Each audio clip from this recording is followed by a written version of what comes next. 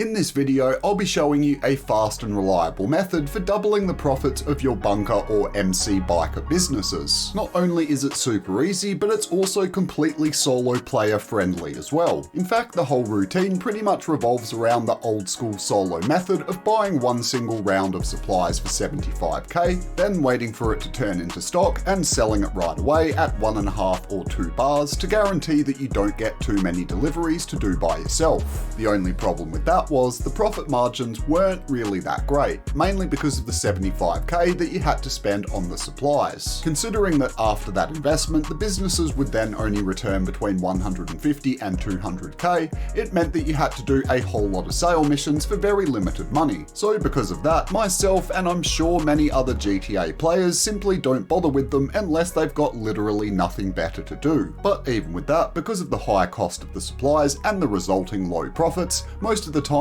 I just felt it wasn't really worth it. But that's where a somewhat recent addition called stash houses can completely change the game. Added on the tail end of the Drug Wars drip feed, stash houses are a daily activity in GTA Online that allow you to raid a rival gang's supplies and use them to stock up one of your businesses. I have covered them in a video in the past, but I wanted to share my personal method where I feel they're most effective. It's something I do as a part of my daily grind, and it makes every supply-based business in the game a hell of a lot more profitable. You can find them on the map by looking for this little symbol. The mission will always be the same, but the location will change every real-life day. Once you've cleared the room of enemies, you'll need to find a post-it note stuck somewhere inside the building. It can be on just about any surface, so have a good hunt around and hopefully you should find it pretty quickly. Then you'll either need to memorize or write down the numbers written on the note and bring them over to the safe located in one of the corners of the room. From there, it's a simple matter of entering the code and unlocking the safe before grabbing the contents inside and booking it out of here. You will come across a few enemies once you get outside, but they shouldn't give you too much trouble. And even if they do, it doesn't really matter. You just respawn with the package still in your possession, and you can just keep attempting to leave until you gain enough distance for the mission to eventually end. As soon as it does, you'll be informed of which business got refilled with the stolen supplies. It has a random chance of restocking either the bunker, the acid lab, or any of the 5 MC businesses. If by any chance you miss the notification for which business gets resupplied, just come over to the info section of the main menu where it should be displayed towards the bottom of the screen. If it happens to be the acid lab, you're all set. It's the easiest solo business of the bunch,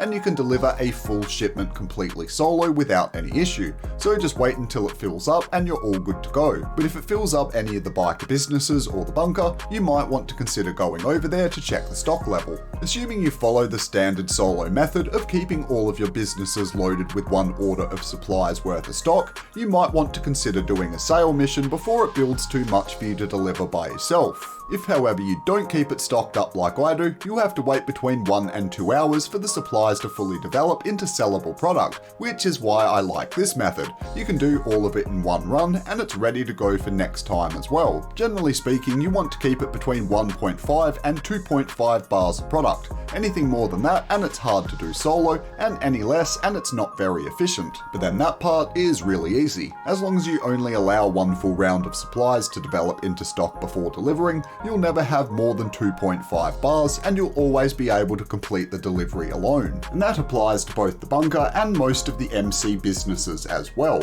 The only exclusions being the acid lab, which as I said is fine to do solo even when it's full, and the document forgery office, which can get pretty close to full even with just 1 round of supplies, so be sure to keep an eye on that. Either way though, whichever supplies you get, you're going to be seeing a sharp increase to your profits. The lower tier biker stuff will be straight up doubled, and everything else will see an increase of 50 to 80%. The only real downside is that you can only do the stash house method once every real life day, so you can't use it to restock every single business. But at this point, between Cayo Perico, contract missions, payphone hits, etc., you really only have a small amount of time for sale missions as it is, especially for the less profitable operations with the biker stuff. I often don't get enough space in my schedule to mess with more than 1 or 2 of them a day. And I mean, ultimately, it's not like this method turns them into a money-making powerhouse, but considering you only get paid between 150 and 200k for one round of supplies worth of stock, not having to spend 75k on the supplies themselves increases the profits by quite a lot. For me personally, it makes it a lot more worthwhile, and I find it a lot easier and more enjoyable when I only have to commit to one sale mission per day. And honestly, I've come to find it a nice addition to my routine.